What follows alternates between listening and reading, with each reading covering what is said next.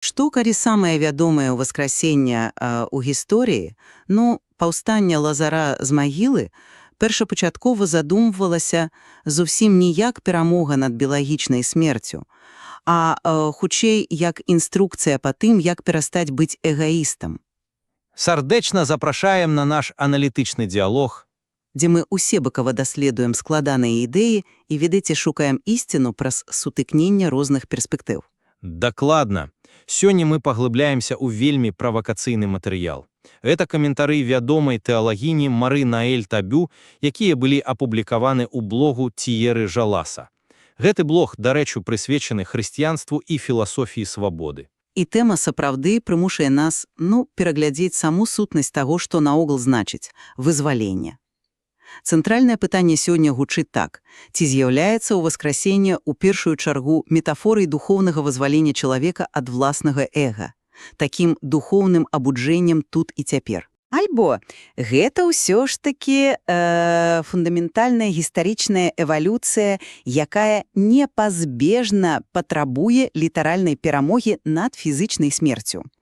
Я буду абараняць пазіцыю, што тэксты ад Эзекіэля да Паўла апісваюць васкрасенне менавіта як працэс духоўнага вызвалення ў цяперашнім часе.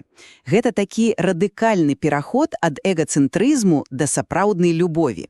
А я ж бачу ў гэтых каментарыях, скажем так, куды больш маштабную карціну. Прызнаючы ўсю важнасць духоўнага абуджэння, я ўпэўнены, што гэтая тэалагічная эвалюцыя проста не магла спыніцца на ўзроўні прыгожых метафор. Яна дасягае сваёй кульмінацыі выключна ў фізычным індывідуальным трыумфе над смерцю.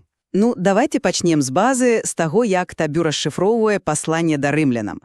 Калі я ўпершыню прачытала яе аналіз, я была проста ўражана тым, як яна знімае з гэтых радкоў пласт містыкі і перакладвае іх на мову сучаснай псіхалогіі. Так, цікавы падход. Павел піша пра кантраст паміж жыццём, ведаеце, пад уладай плоці і пад уладай духа. І Табю робіць вельмі важны акцэнт. Плоть тут – гэта не наша фізічнае цела. Не біялогія, гэта эгацэнтрызм. Гэта той стан, калі чалавек робіць самога сябе абсалютным цэнтрам сусвету. Менавіта так. І яна вельмі, дарэчы, нагадвае нам гісторыю пра спакушэнне Хрыста ў пустыні. Яму ж прапанавалі ператварыць камені ў хлеб. Памятаеце? Ага, каб задавальніць уласны голад. То бок выкарыстаць сваю сілу выключна для самога сябе. Але ён адмовіўся. Вось. Жыць паводле духа значыць свядома дэцэнтравацца, адмовіцца ад свайго эгаізму на карысць любові да іншых. І менавіта гэта Таб'ё называе сапраўдным уваскрасеннем, якое пачынаецца ўжо сёння. Калі мы прымяняем гэтую оптыку да больш старажытных тэкстаў, напрыклад, да бачання прарока Эзекіеля пра поле з сухімі касцёмі, всё становіцца на свае месцы. Бог кажа: «Я адкрыю вашыя магілы, о мой народ». Гучыць як такі класычны фільм жахаў. Калі ўспрымаць літаральна, то так, пра зомбі. Але я прапаную такую аналогію. Уявіце сабе велізарную карпарацыю або прэстыжны універсітэт, які цалкам збанкрутаваў. Будынкі разрушаныя, прафесары і студэнты раскіданыя па свеце. Установа лічыцца абсалютна мёртвай. Так. І вось калі нейкі мецэнат заяўляе: «Я уваскрашу гэты універсітэт з мёртвых і зноў адкрыю яго дзверы». Ніхто ў здаровым розуме не ўспрымае гэта як біялагічнае ажыўленне клетак. Усе разумеюць, што гаворка ідзе пра аднаўленне калектыўнай ідэнтычнасці. Народ Ізраіля ў вавілонскім палоне быў гэтым знішчаным універсітэтам. Таб'ю падкрэслівае, што асабістая смерць тады мала каго хвалявала. Аналогія з універсітэтам сапраўды дакладная для таго часу, але яна ж і агаляе, каласальную праблему. Праблему, якая і прывяла да непазбежнай эвалюцыі. Якую менавіта праблему? Глядзіце, універсітэт можа адкрыцца зноў. Сцены адбудуюць, набяруць новых студэнтаў. Але што гэта дае таму канкрэтнаму студэнту або выкладчыку, які памяр ад голаду ў выгнанні? Для яго гэтая прыгожая калектыўная метафора абсалютна бескарысна. Але ж у тым і справа, што для іх тады калектыўнага выжывання было цалком дастаткова. Яны лічылі сябе часткай адзінага арганізму. Да пэўнага моменту так, лічылі. Усе верылі, што праведнікі і грэшнікі пасля смерці проста знікаюць у Шеуля. Цёмнае, безрадаснае падземнае царства. Але потым адбываецца гістарычны пералом. Таб'ю ідэнтыфікуе гэты момент прыблізна 165 год да нашай эры. Часы ганенняў з боку цара Антёха Епіфана. Менавіта. Уявіце сітуацыю, вы верыце, што ваш народ абаронёны Богам. Але на вашых вачах самых праведных людзей, якія не здраджваюць веры, жорстка катуюць і забіваюць. І вось тут уся матэматыка калектыўнага выратавання раптам ламаецца. То бок узнікае когнітыўны дысананс паміж уяўленнем пра справядлівага Бога і рэальнасцю пакут праведнікаў. Дакладна. Калі Бог з'яўляецца увасабленнем справядлівасці, ён проста не можа дазволіць, каб яго самы верны слуга згніў і ператварыўся ў нішто ў шэоле. Калектыўнага ўваскрасення універсітэта больш недастаткова. Ідэя індывідуальнага фізічнага ўваскрасення ўзнікла як адзіны спосаб захаваць веру. Калі Бог не можа вызваліць асобу ад смерці, усе размовы пра вызваленне не маюць сэнсу. Добра, я бачу вашу логіку. Калі вопыт пакут прымушае пераісці ад нацыі да асобы, давайце паглядзім, як працуе гэты механізм індывідуальнага вызвалення. Таб'ё прапануе вельмі нечаканы адказ праз прабачэнне. Псалем 130, так? «З глыбінь клічу да цябе, пане». Яна робіць бліскучы этымалагічны разбор французскага слова «пардон» – прабачэнне. Яна дзеліць яго на две часткі – пар і дон. Менавіта. Дар, які ідзе далей за межы, і гэта змяняе наша ўяўленне. Звычайна мы ўспрыймаем прабачэнне як юрыдычны акт. Быццам суддзя вырашае не саджаць вас у турму. Але гэта лімітны дар, які скіраваны на псіхалагічнае вызваленне ўжо сёння. Ён вызваляе ад паралізуючага страху перад пакараннем. Больш за тое, страх Божы – гэта захапленне бацькоўскай любоўю, разуменне таго, што ты атрымліваеш ласку, якой не заслугоўваеш, а не жывёльны жах перад катам з сякерай.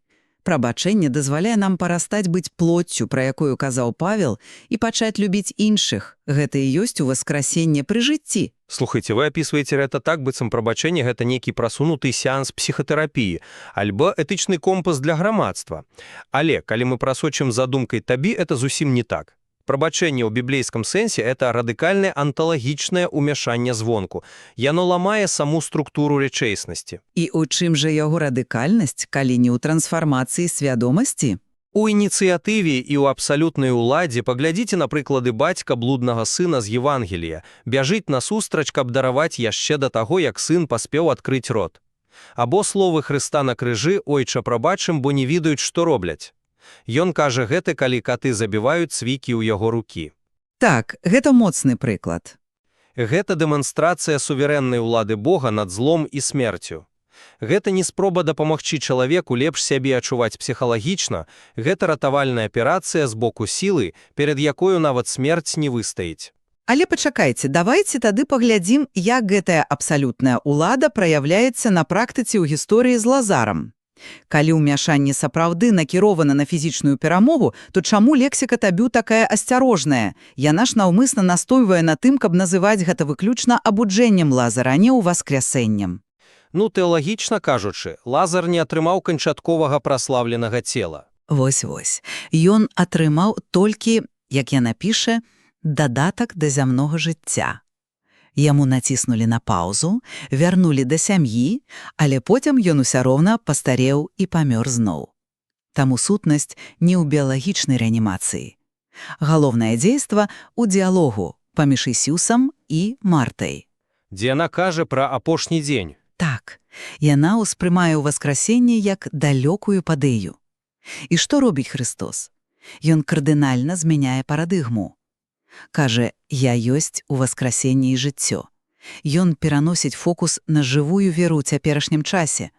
Чалавек праз веру вызваляецца ад цемры эгацэнтрызму прама цяпер, і таму духоўна не памрэ ніколі. Пачакайце, ваша інтэрпрэтацыя гучыць вельмі прыгожа і паэтычна, але яна цалкам ігнаруе жорсткую гістарычную рэальнасць тэксту. Чаму ж ігнаруе? Калі гісторыя Лазара была толькі духоўнай метафорай, спосабам растлумачыць, што ўваскрасенне гэта стан душы.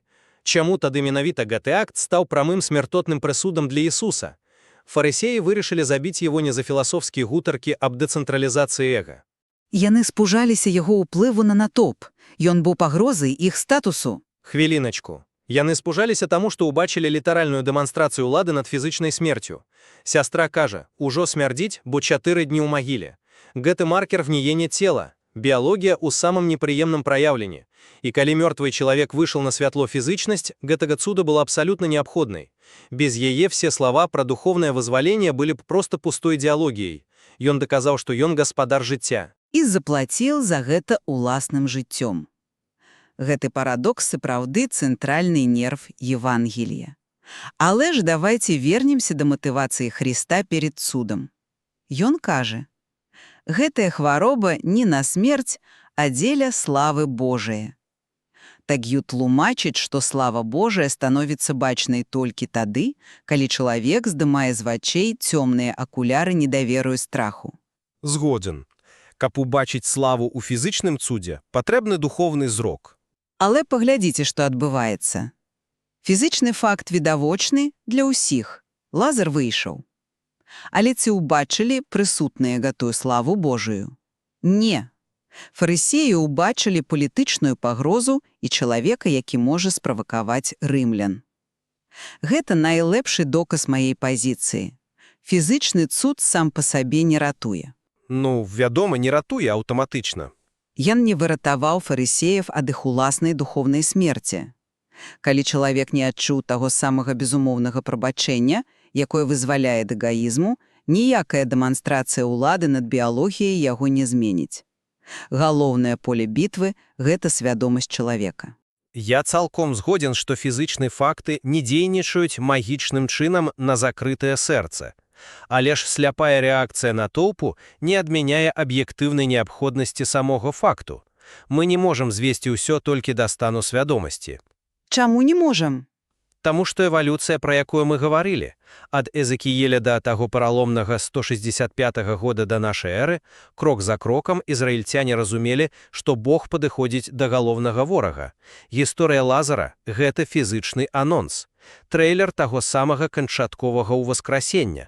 Хрыстос паказаў, што будучая перамога над смерцю мае абсалютна рэальнае фізычнае вымеранне. Нашы пазіцыі выразна акрэсліліся, і, здаецца, мы падходзім да моманту, калі варта падвесці вынікі дыскусіі. Я застаюся упэўненай, што ўваскрасенне – гэта перадусім штодзённы працэс. Гэта свядомая адмова ад жыцця паводле плоці на карысць жыцця ў духу. Усё гэта магутны заклік да ўнутранага вызвалення прама цяпер.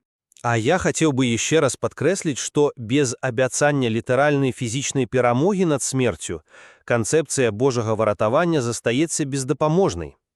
Улада над смерцю – гэта не толькі маральны ідэал, але і фундаментальнае ўмяшанне ў гісторыю і фізіку сусвету.